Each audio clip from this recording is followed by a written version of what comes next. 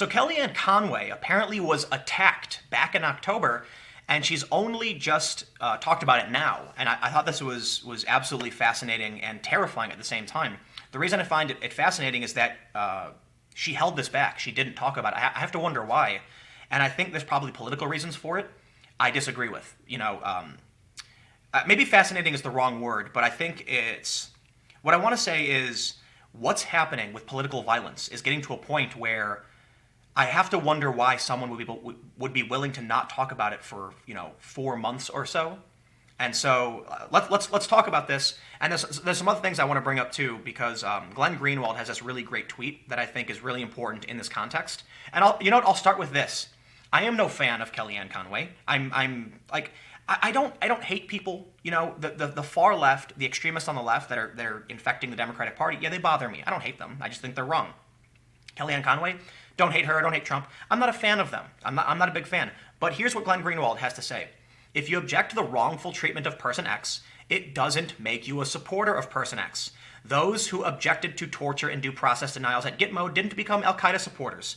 Objecting to media smears of a candidate doesn't make you that candidate's supporter. Mastery of basic principles of logic reasoning through remedial logic classes for TV journalists would greatly improve the quality of our public discourse. Similarly, opposing regime change policy against Dictator X doesn't make you a supporter of Dictator X. Spot on. The reason I highlight that is I know immediately people are going to be like, oh, Tim's just defending Trump and his administration. No, hold on. This is a human being in our country who is physically attacked. That should be condemned by everyone. Why is it so hard? Why is it that when Antifa goes around bashing, chains over people's head, clubs, bike locks, throwing mortars into crowds, where's the mass condemnation? No, it's too tribal, and that's terrifying to me. I don't care about your tribe. I don't care if liberals win. I don't care if conservatives win. I care about principles. I care about people being honest, and I'm sick and tired of the hypocrisy. And so what I end up seeing in this media landscape is I don't care for conservative policy, but why is it that the left continually does things and they don't hold themselves to those same standards? It seems like all they care about is weaponized outrage against people they don't like. And that's why you see some people get criticized for wearing blackface and others not criticized. It's completely 100% inconsistent. I'd love to figure out how the outrage mob works, but I will say this. I made a video earlier. It's turning on them. CNN put out a list of celebrities. But let's read the story about Kellyanne Conway. That's the important thing. Kellyanne Conway describes, for the first time, alleged October 2018 assault. She says that she was grabbed and shaken by a woman while out with her teenage daughter in a Maryland restaurant late last year. In an interview with CNN, the White House counselor to President Donald Trump talked about the alleged assault for the first time publicly. She recounted how the woman, who was later identified by authorities as a 63-year-old Maryland resident, approached her screaming her head off at Uncle Julio's, a Mexican restaurant in the D.C. suburb of Bethesda, as Conway's middle school-age daughter looked on.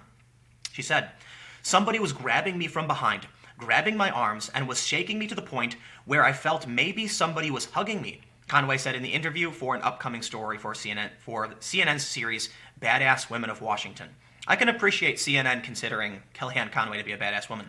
While I don't agree with the Trump administration on many things, I think it's fair to recognize that Kellyanne Conway is a woman of great merit. So and it's fascinating to me how there was another point brought up in terms of left-wing hypocrisy. When Christine Blasey Ford comes forward with an allegation, they called her Dr. Blasey Ford. Now you have this woman who's criticizing Justin Fairfax in Virginia, and you don't see, and she's a professor, you don't see doctor placed in front of her name. And forgive me, I think it's obvious. I haven't read too much of the story. I forget her name. But I saw that criticism. Whether or not it's apt, I think it's just another point how they try to frame things. So much respect to CNN for recognizing Kellyanne Conway. She was out of control. I don't even know how to explain her to you. Her whole face was terror and anger. She was right here. And my daughter was right there. She ought to pay for that. Conway said she called 911, though the woman had left before local police arrived. After an investigation, Mary Elizabeth Inabinet was charged in November with second-degree assault and disorderly conduct. A trial is set for March in Maryland State Court. Inabinet's lawyer, William Alden McDaniel Jr., disputed Conway's story and the assault allegations and said his client would plead not guilty in court next month. Ms. Inabinet saw Kellyanne Conway a public figure in a public space and exercised her First Amendment right to express her personal opinions. She did not assault Ms. Conway. The facts at trial will show this to be true and show Ms. Conway's account to be false, McDaniel said in a statement.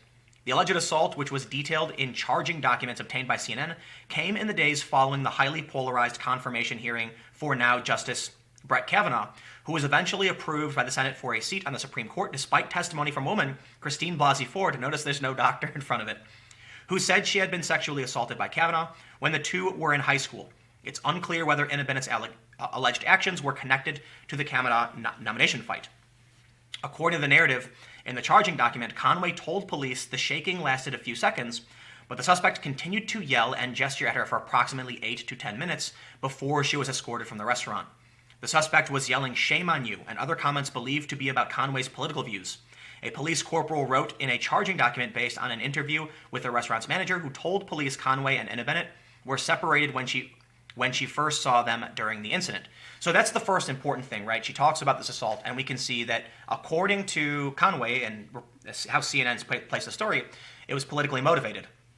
I have to say, what's intriguing to me about this is at a time where we have an escalation in political violence, when people are showing up to Tucker Carlson's home, you wouldn't immediately call this out and say, we need, like, this is important. Actually, maybe it's the inverse. Maybe she didn't want to present this escalation. Maybe. Or maybe she's just trying to wait for an investigation. I really don't know. But, like, what we're seeing on street-level politics is... I think it was silly to say it was fascinating. I think it's actually kind of worrisome, is maybe a better way to put it. But something that, like, when I see stories like this, when I see an escalation in violence, it makes me want to know more, and it makes me concerned about what the future will hold. Because I've said numerous times, I feel like we're walking towards a civil war. When you look at what's going on with the Democratic Party, I feel like there's only one outcome. The Democrats fracture themselves. They can't form a coalition against Trump and other Republicans, and the Republicans are fairly united around their core ideology. The left is not. If the left can't do this, they'll keep losing, and eventually they'll feel like they can't win, and if they feel like they can't win, they'll get violent. And now we are seeing people rise up and justify violence. We're seeing people in media run defense for Antifa and justify political violence. They post things online telling people that all Trump supporters are Nazis and go punch them. And now Kellyanne Conway walking around with her kids. Someone comes up and grabs her. I feel like this is only going one direction. There's another video I did that I think deserves an honorable mention at this point, where you had that far left guy in Eugene, Oregon, wearing a shirt that said "Smash the patriarchy and chill." Smash the patriarchy and chill, drew a gun on cops, fired 2 rounds, and they put a bullet in his head. Then about a week or so later, 2 weeks later, someone planted a bomb at a police department. Look, people have said to me, Tim, things were way worse in the past. I agree. Like, there was the Weather Underground. They were doing a ton of crazy stuff. You had Kent State. People actually got shot and killed, right? But that doesn't mean that we're not walking towards escalation. It doesn't mean that things aren't getting worse.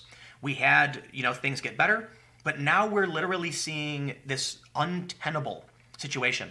There's a gap that can't be crossed. Covington is a really great example of this. Even when evidence came out proving these kids didn't do anything, Bill Maher still goes on his show a week later and says that kid got in his face. Like, whoa, dude. We can look at what happened with Jim Acosta and the White House aide. I feel like there was a ton of people who said Jim Acosta, that the aide yanked the microphone from him.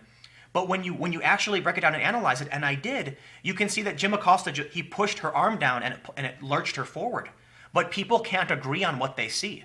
And if that's the case, there's only one direction this is going.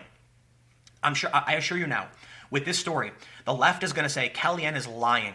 She's all about alternative facts. She's lying. She's smearing this person for political points. Then people on the right are going to say, no way, Kellyanne's lying. This happened. We know this happened because and they'll say the left has gone crazy, that they're violent. So let's read through those. Apparently, there's a video.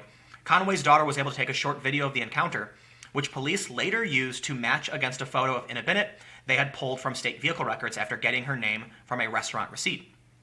It's unclear whether the video shows any physical contact between Conway and Anna Bennett, which Maryland state law does not require for an assault charge. So one important thing, too, that I'll point out, because I don't want to drag this on too long, there's another article I had pulled up where Daily Wire is criticizing CNN for asking if Trump is the cause of this. But in Illinois, assault can just be like lunging at somebody. It can be walking too close to them. It can be yelling. If you walk up to somebody and get real close and yell at them, that's assault in Chicago. Because assault is defined as putting someone in a reasonable fear of harm, and battery is when you make contact. So I don't know how Maryland does it, but, I don't want to go too long, so we'll leave it here. For those of you who have been following my videos, I'm filming this before going on Joe Rogan, so I have to work quickly. But stick around. I got one more video coming up in a few minutes, and I will see you then.